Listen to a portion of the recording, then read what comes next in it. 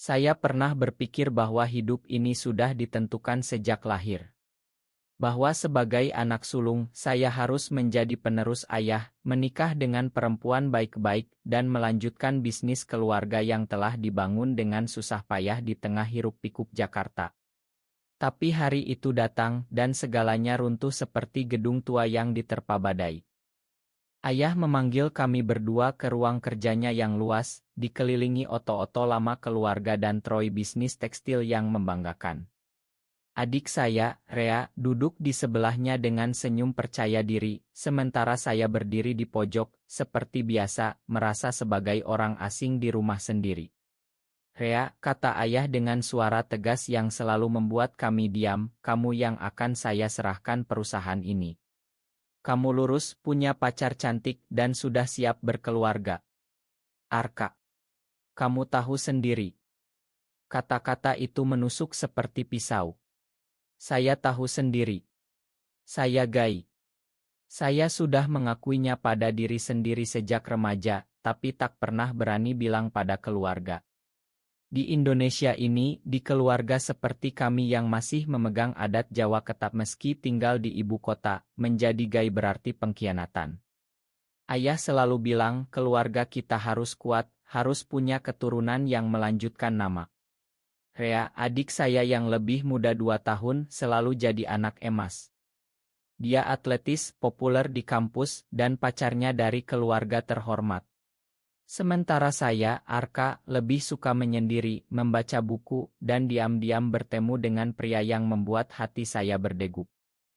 Malam itu, setelah pengumuman itu, saya keluar rumah. Jakarta malam selalu ramai, lampu neon di Jalan Sudirman berkelap-kelip seperti mengejek kesepian saya. Saya menelepon Dio, pria yang sudah 2 tahun menemani saya dalam rahasia. Dio adalah desainer muda, bekerja di agensi iklan, dengan senyum yang selalu membuat dunia terasa lebih ringan. Ayah memilih Rea, kataku padanya saat kami bertemu di kai kecil di Kemang. Dio memegang tangan saya di bawah meja, matanya penuh empati. Kamu lebih pantas, Kak. Kamu yang paham bisnis ini sejak kecil. Tapi saya tahu itu bukan soal kemampuan. Itu soal normal. Di mata ayah, Rea adalah harapan keluarga, menikah, punya anak, melanjutkan garis keturunan. Saya adalah kegagalan. Sejak kecil, ayah sering membandingkan kami. Lihat Rea, dia mandiri. Kamu terlalu lembut, Arka. Lembut. Itu kode untuk sesuatu yang lebih dalam, yang ayah tak pernah ucapkan tapi selalu tergantung di udara. Beberapa bulan berlalu. Rea mulai mengambil alih perusahaan tekstil kami, Batik Nusantara, yang memproduksi kain tradisional untuk ekspor. Saya tetap bekerja di belakang layar, mengurus desain dan pemasaran karena itulah bidang saya. Dio sering menemani saya ke pabrik di pinggiran Jakarta, membantu dengan ide-ide kreatifnya. Hubungan kami semakin dalam, meski selalu sembunyi-sembunyi. Kami berjalan di Taman Suropati saat malam, berpegangan tangan sebentar sebelum takut ada yang melihat. Suatu hari kita bisa bebas, kata Dio, tapi kami berdua tahu itu mimpi. Rea tampak bahagia. Dia bertunangan dengan Rina, gadis dari keluarga pengusaha juga. Pernikahan direncanakan megah, ayah bangga sekali. Saya ikut membantu persiapan meski hati saya perih. Dio bilang, kamu kuat, Kak. Aku bangga padamu. Tapi kekuatan itu mulai retak ketika saya melihat Rea sering keluar malam, pulang larut dengan alasan bertemu klien. Saya tak curiga awalnya. Rea selalu ceroboh, tapi ayah percaya padanya sepenuhnya.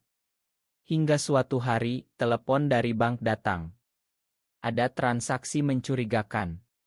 Saya yang biasa mengurus keuangan digital mulai memeriksa. Dan disitulah semuanya terungkap. Skandal itu seperti bom yang meledak pelan tapi menghancurkan segalanya.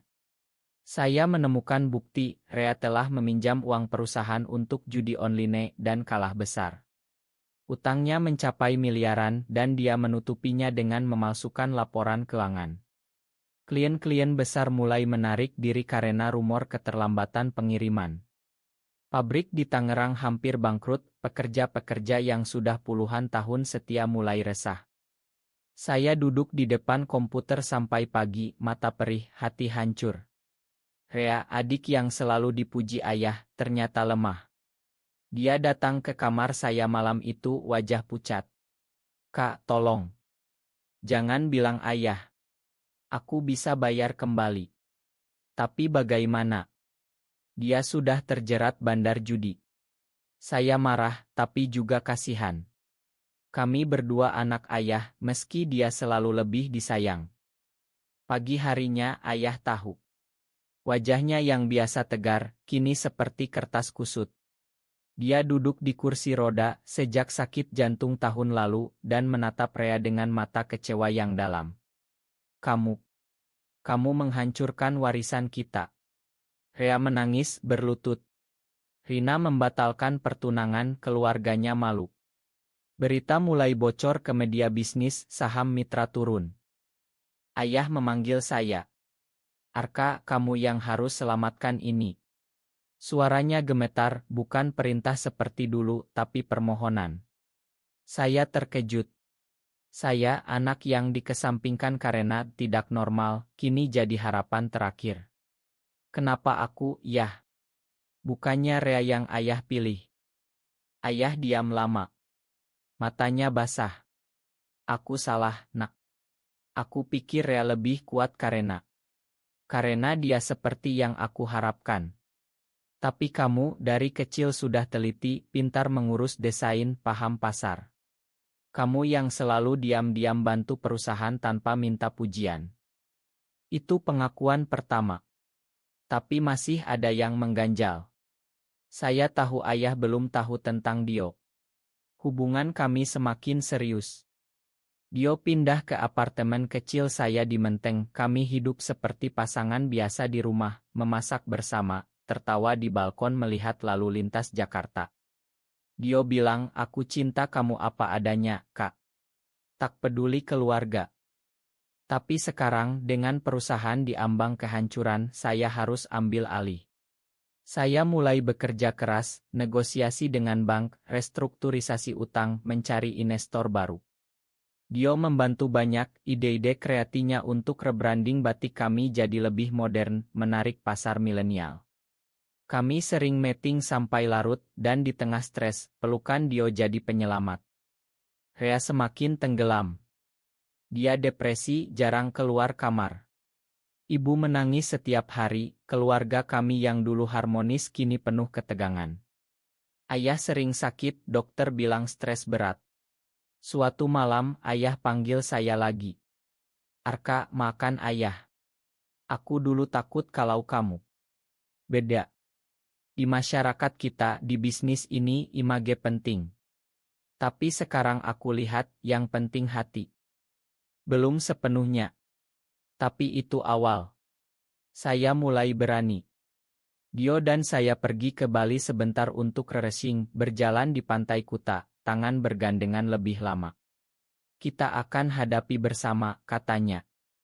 Kembali ke Jakarta, tantangan lebih besar. Mitra lama menuntut, pekerja mogok. Saya harus putuskan jual sebagian aset atau cari pinjaman baru. Dio perkenalkan saya pada temannya, investor Guy Riendly dari Singapura. Pertemuan itu sukses, tapi rumor mulai beredar, Arka dekat dengan pria itu. Rumor itu seperti api kecil yang cepat membesar di angin kering. Di lingkaran bisnis Jakarta, gosip menyebar cepat. Anak sulungnya Guy, makanya ayah dulu pilih yang bungsu. Saya dengar dari karyawan, dari mitra. Hati saya sakit, tapi saya fokus selamatkan perusahaan. Dio jadi penopang utama. Dia pindah kerja ke divisi pemasaran kami, resmi sebagai konsultan. Kami tak lagi sembunyi di kantor, meski hati-hati. Pegangan tangan di ruang meeting kosong, ciuman cepat di lift. Aku tak malu sama kamu, kata Dio. Tapi ayah tahu. Dari mana? Mungkin dari Rea yang iri, atau dari Oto Candid yang beredar di grup WhatsApp keluarga besar. Malam itu ayah datang ke apartemen saya pertama kalinya. Wajahnya lelah, tapi matanya penuh pertanyaan. Dio sedang masak di dapur, keluar dengan senyum gugup. Ayah, ini Dio, pacar saya. Kata-kata itu keluar setelah bertahun-tahun tertahan. Ayah diam, duduk di sofa. Dio hormat, tawarkan teh.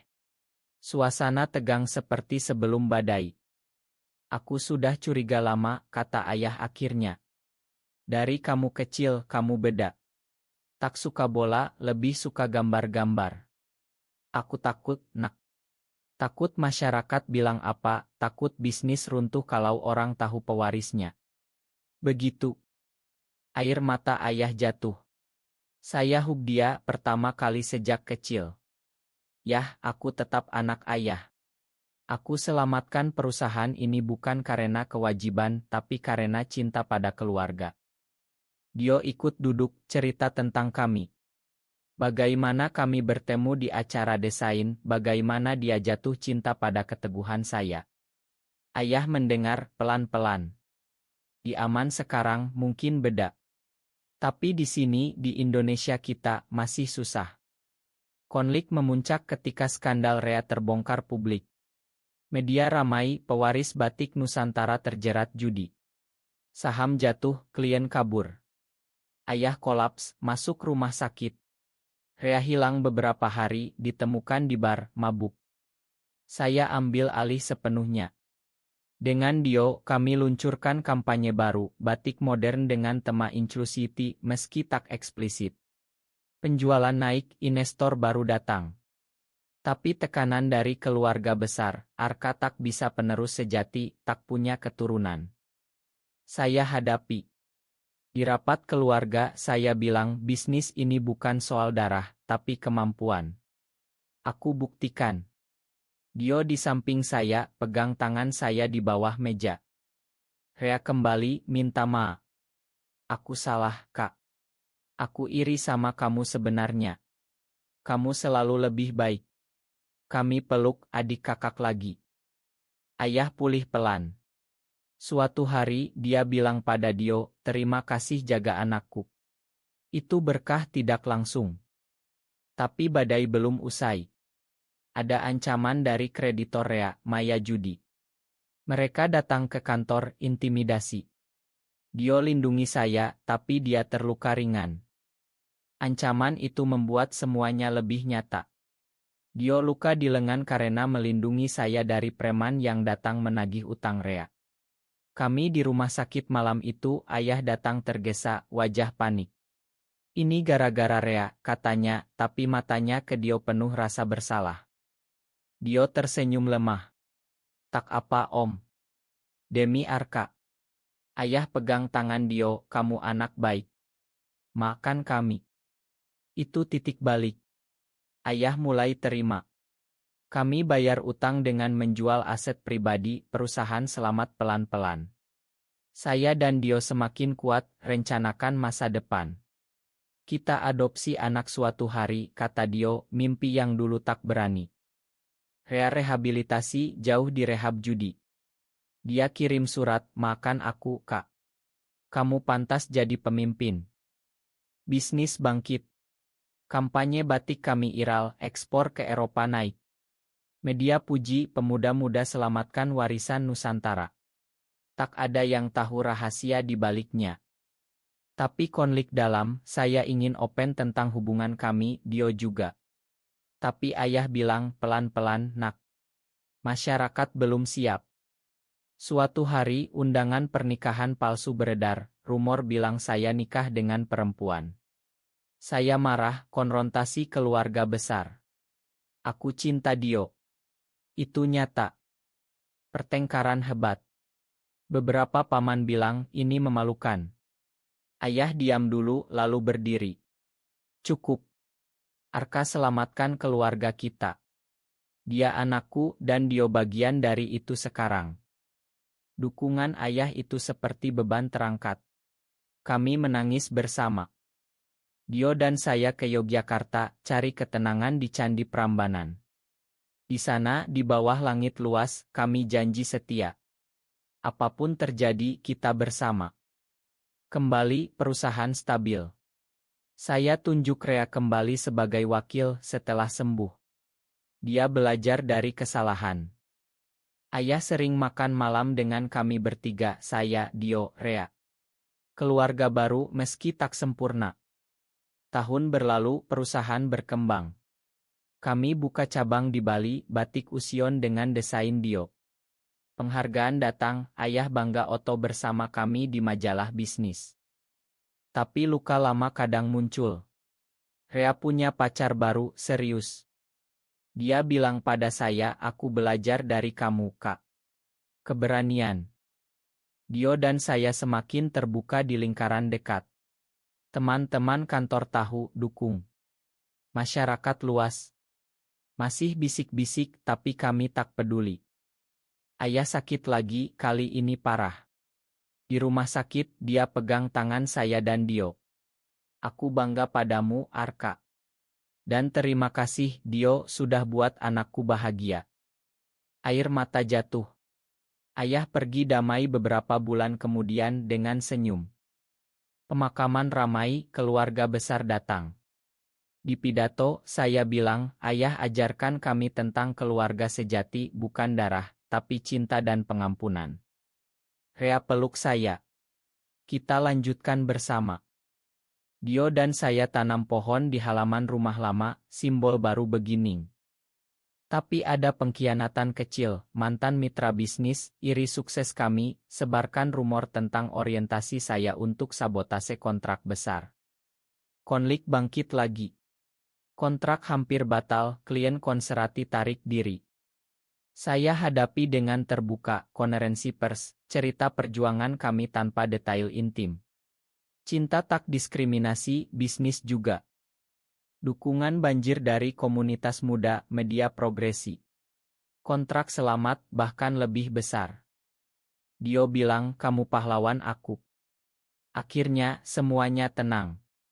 Perusahaan Batik Nusantara jadi ikon inklusi, sponsor acara diam-diam, Rea nikah, punya anak, tapi dia dukung kami sepenuhnya. Dio dan saya nikah secara sederhana di Bali, dengan teman dekat dan Rea sebagai saksi.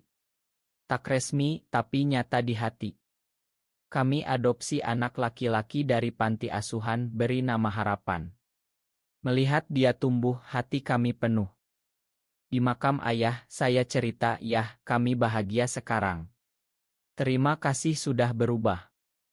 Hidup tak sempurna di Indonesia ini, masih ada tapan aneh, komentar sinis.